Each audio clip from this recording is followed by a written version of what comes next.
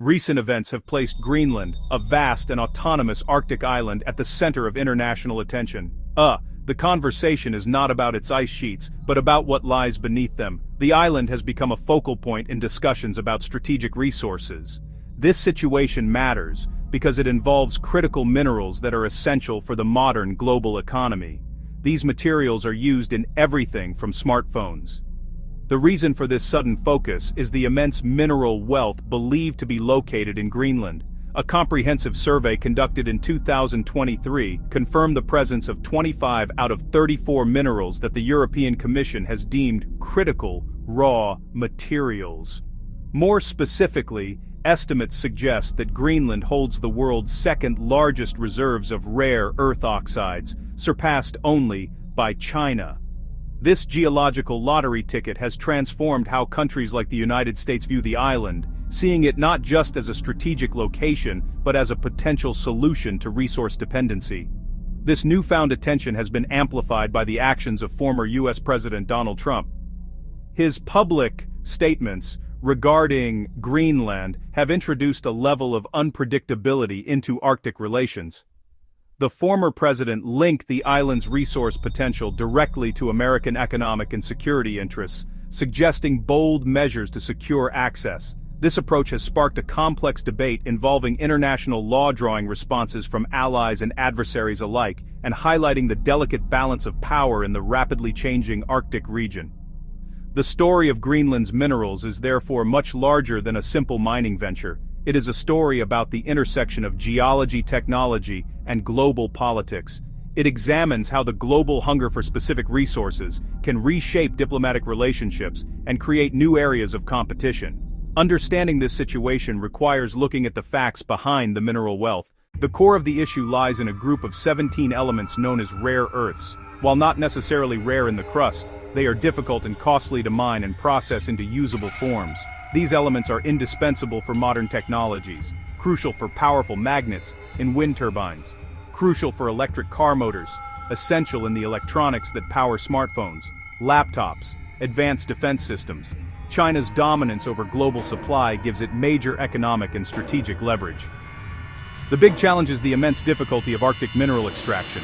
Experts have tempered expectations. Some call the idea of rapidly turning Greenland into a major mining hub science fiction. The logistical hurdles are enormous. Harsh climate, remote locations, no existing roads, no ports, no power plants. All of that makes operations extraordinarily expensive. Mining ore is only the first step.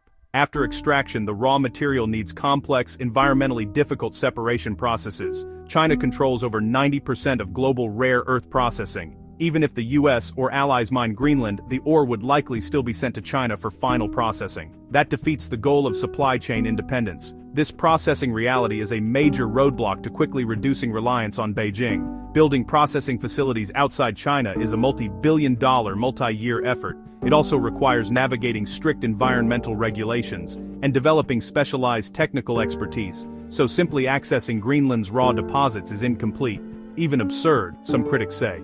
It doesn't fix the main bottleneck, the processing phase that turns raw dirt into high-tech components. The situation escalated dramatically with statements from former President Donald Trump. During the World Economic Forum in Davos, he initially threatened strong measures, including imposing tariffs on European nations over Greenland's future.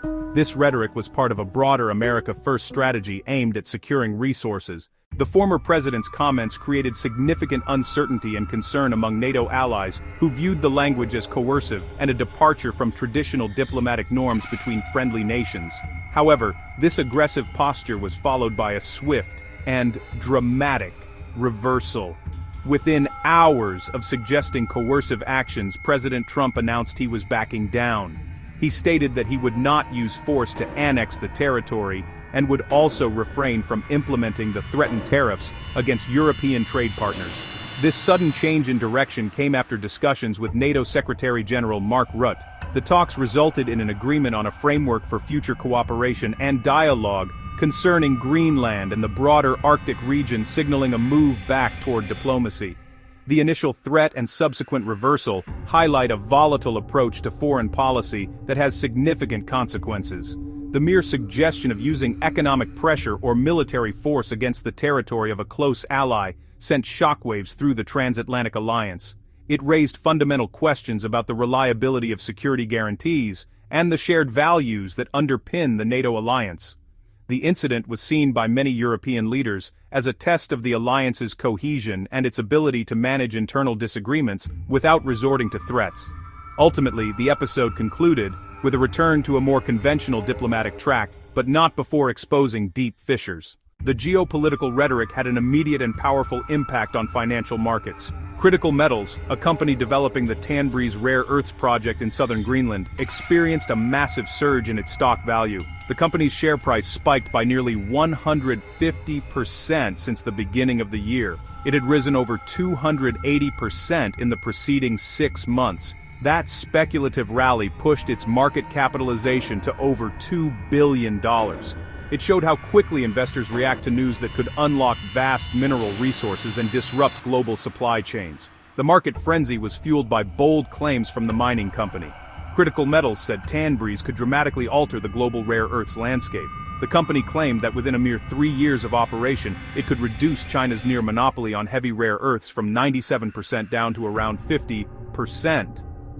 Experts were skeptical, citing immense logistical, technical, and financial hurdles for Arctic mining. Greenland's leadership, however, remained firm. Prime Minister Jens Frederik Nielsen publicly rejected aggressive overtures and demanded an end to intimidation. He said, "No more pressure, no more hints, no more fantasies about annexation."